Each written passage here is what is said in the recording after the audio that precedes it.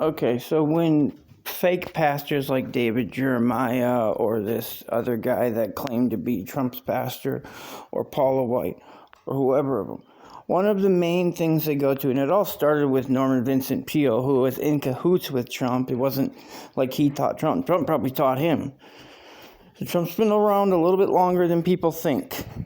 Okay, he's not normal. That's why he disappeared, literally like a hologram, when he was chewing out Zelensky that time, and they went on a full thing. That's why I don't trust Midas Touch, because 2 or 3 times now, they've helped him cover up that he glitched out and looked like a blob of demon backfeed. Okay, so I don't trust him until the mainstream, until they start coming out and saying, is this a person? Is this real or is this a demonic entity? Until they start at least mentioning that stuff, I don't trust any of these accounts, because they're not about the spiritual reality being exposed that's being covered up and hidden, as it says in Romans, and that they willfully choose to not see it so that they can remain lost. Is like, for what? Money? For what? Comforts? Anyways. So they use Abraham, they use Jacob, they use the early, I would say, Christians, because they relied in faith, because they were faithful. So I would say they're the first Christians, because they trusted Jesus was coming. They put faith in him, that the Messiah was going to come and fix everything and save us. And he did, and he does save us every day. No one loves you more than God.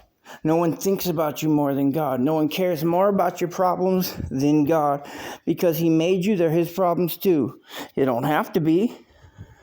Just as you don't have to make his work your work. Winning souls, making them disciples. What's a disciple? A disciple's a learner. What do you do when you read the Bible? You learn. So what is a disciple but an avid, Bible-obsessed, meaning Jesus-obsessed person? So when they say this about Abraham, and they try and use it, we can get money because Abraham became very rich and wealthy. First of all, that was a type. It was to just show that God with you, all things go well. But it wasn't like a mandate that, because you serve God, you're going to be rich. That's what they try and make it in Washington. And if you want to look up where a lot of this started, go look up Doug Coe. Doug, and then C-O-E. And he helped set up this paradigm that the Antichrist stepped into with Israel and all that, Antichrist being Trump. So, all that said, we take it back here, and you look at what Paul is saying here.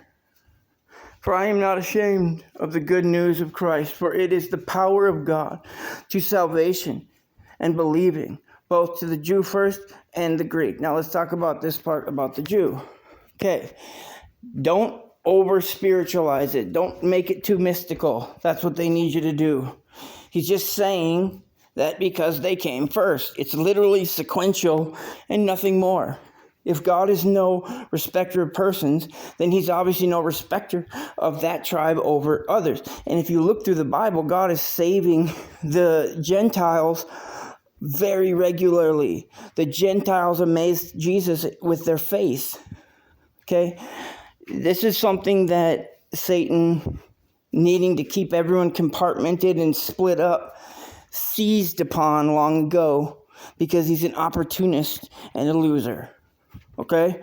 And he always seeks to water down and invalidate the truth of God's word. This is why whenever you get into a debate with one of these people that starts talking about words and how they got changed, you quickly take them back to the Dead Sea Scrolls. You take them back to that discovery, and you watch how fast they run. You watch how fast the subject gets changed. And then it's pretty easy. You just keep bringing up, why are you changing the subject? Why are you changing the subject? Let's just judge it on its merits. Every single country in the world has gone and tried to debunk the Dead Sea Scrolls for the last almost 75 years. No one's come close.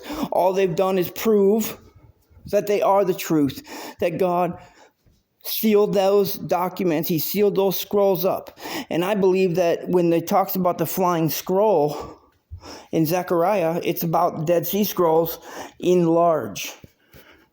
not exclusively.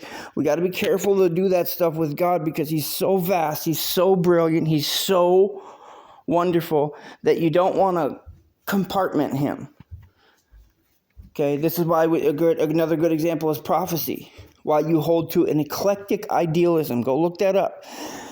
There's historicism, there's preterism, and there's futurism. Satan wanted to keep you compartmented, wants you to pick one and go forth when it's all of them. The eclectic idealism. This, again, is where you show, like, God is just too vast to be making assumptions. You can only operate off of what facts are by what he tells us. Okay? And so, for the wrath of God is revealed from heaven upon all profane. It's interesting, it says profanation and injustice of men. Those detaining the truth in injustice. Now look at this. This is telling us an actual agenda to hide the truth outright. Now you look at Epstein. Why is the truth a problem for those people? Oh, and it becomes, this pattern has gone down. There is no thing new under the sun. One of the reasons for many peasant revolts, if you go look it up, although they covered up, is Epstein-like stuff. The people in the village, the people in the town started figuring out, hey, these rich people, the kids that are disappearing there. And they would revolt, and they would rip them to shreds, as they should. For killing, they would find the bodies, they would find you can imagine how scary that was for the rich people. And so they set out to kind of like, that's their golden age. Their golden age is literally, I just saw a video of this maniac in 2014, trying to justify literally eating babies. He's one of these big tech goons. I mean, he not like making a, no, it was directly saying, why can't we do this? Pharmakia, drug addict, losers is what the rich are.